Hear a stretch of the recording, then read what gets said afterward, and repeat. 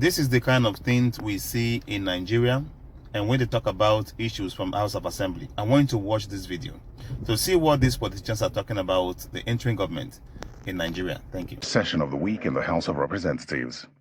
Days after the Department of State Security Service issued a warning of alleged plots to install an interim government in the country following the outcome of the presidential election, a member of the House is worried and does not believe that the threats should be taken lightly.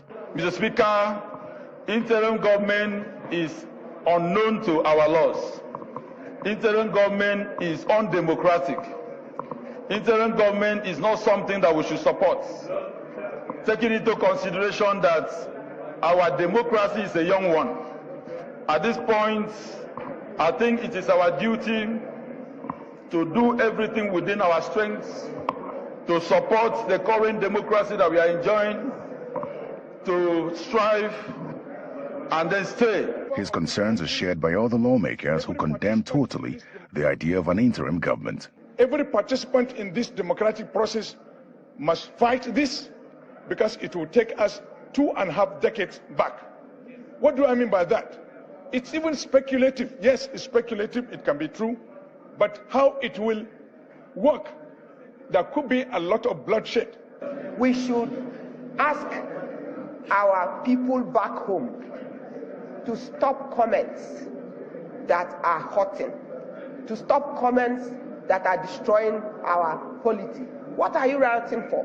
Elections have been held. If there are infractions that you feel, go to court.